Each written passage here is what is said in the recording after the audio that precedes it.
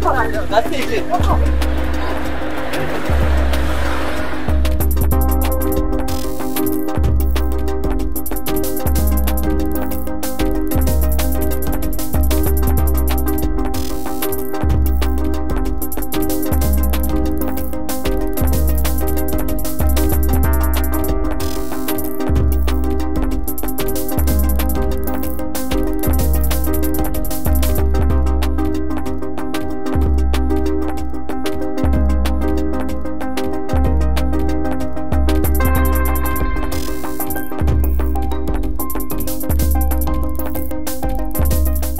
Böyle bir şeyle karşılaşıyoruz. Kendi kampüsümüze, ofislerimize alınmıyoruz şu anda biz.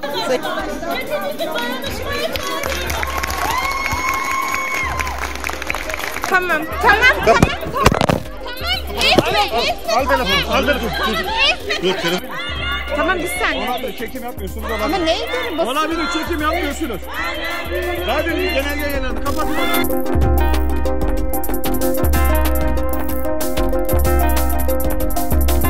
Genelge var denilip birden telefonumun alıp yere atılmasını ve üzerine basılmasını da beklemiyordum.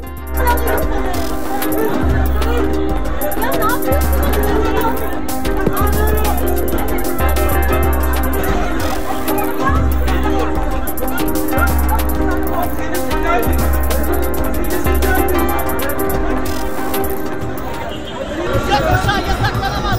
LGBTİ artılar kriminalize edilemez. Alışın, buradayız. Hiçbir yere gitmiyoruz.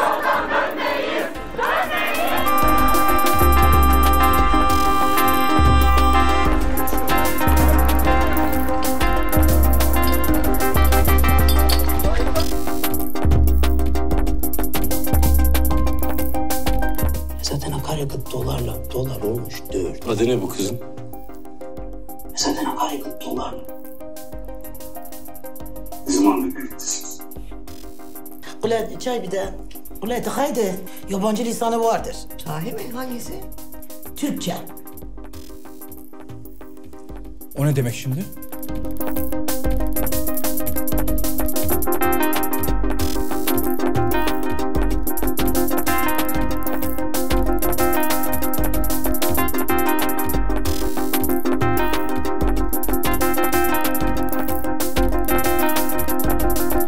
Faşo ağa. Faşo ne demek la? İşçiler kardeş, patron kalleş.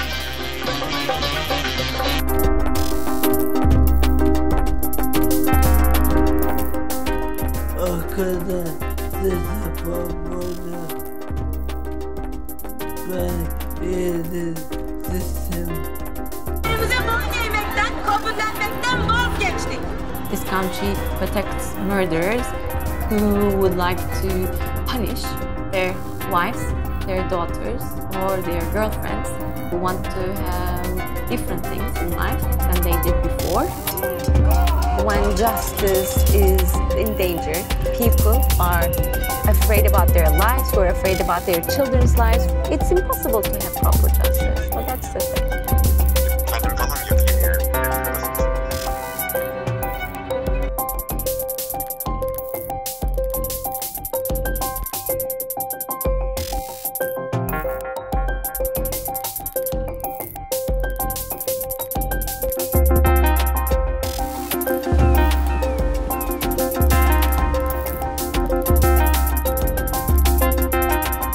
¿Recuerda haberse encontrado con alguien cuando salió del pub? Esta noche es la noche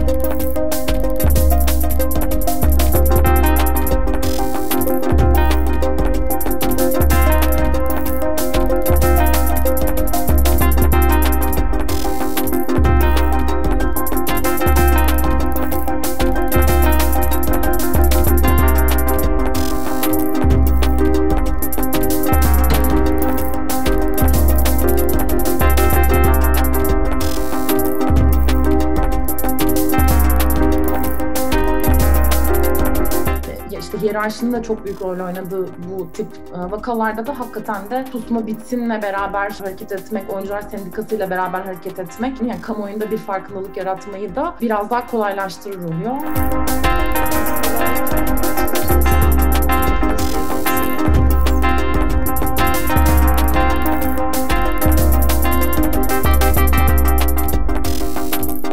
Masumlar şüpheleniyor. Cinayetleri 10 işlediğini sanıyor.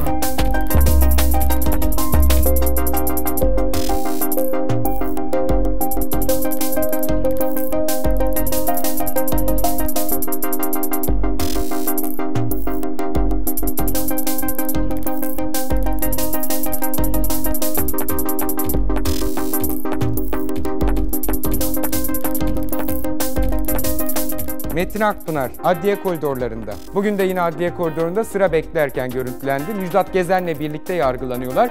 Hakim karşısına çıktı. Suçlama şu: televizyonda söyledikleri sözlerle Cumhurbaşkanı'na hakaret. Akpınar dedi ki programda söylediğim sözler baskı altında olmadan özgür irademle söylediğim sözlerdir dedi. Kimse zorla söyletmedi o sözleri bana dedi. İktidarın, devletin bütün mahkemeler de dahil, polisler de dahil bütün baskı araçlarını kullanarak bizleri baskı altına alma amaçlı yapılan hamlelerdi. Yani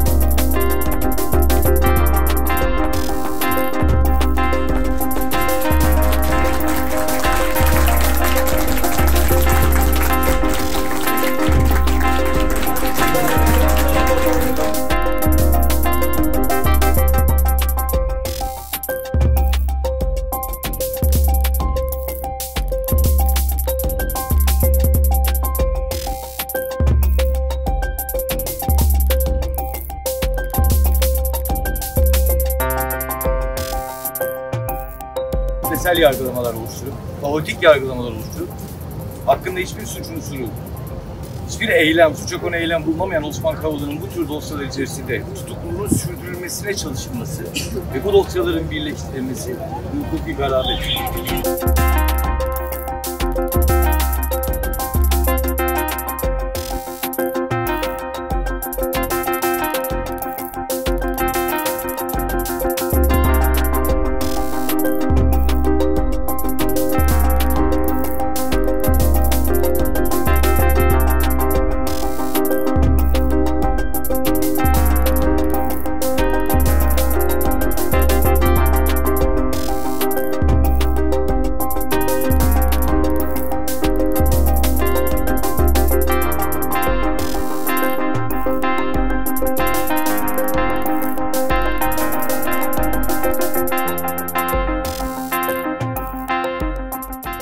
Oktay İnce rolünü oynayacağım. Filmlerini, yazılarını ve arşivini geri isteyen, devletin nemli depolarında ortadan kaybolmaması için onları almaya çalışan bir sinemacı, belgeselci, video aktivist rolünü oynayacağım. Yani kendimi oynayacağım. Belgeselciler mahkemelerde yargılanıyor.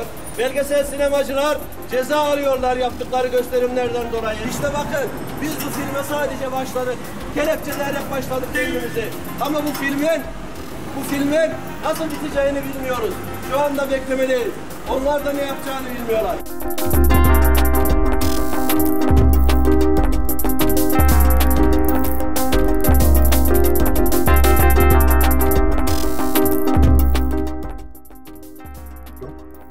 Kadro anlamında bir süreklilik yok. Yani aynı insanlar söz konusu değil ve bir de çok şey değişti. Yani 1980'den bu yana 40 yıl geçti. Yani seyirci kültürü çok değişti.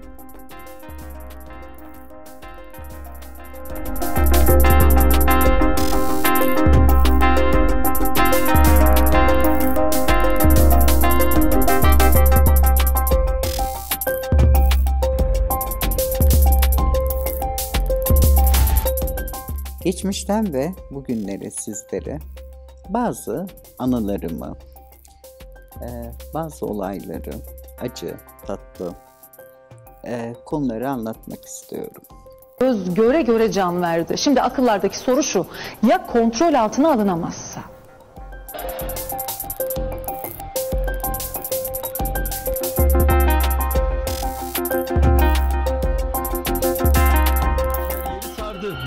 Dansın sesi kısıldı. 100 milyonlar evine kapandı. Ama geç kalınca hiçbiri işe yaramadı. Bağışıklık... Birçok sektör gibi sinema salonları da aylardır kapalıydı. Normalleşme adımlarının atıldığı bugünlerde birçok sektör açılmaya gitti ve sinemada onlar içerisindeydi ama sektörün talebi sebebiyle sinemaların açılış tarihi bir ay ötelendi. Beyaz Perde izleyiciyle buluşmak için şimdi 1 Temmuz'u bekliyor.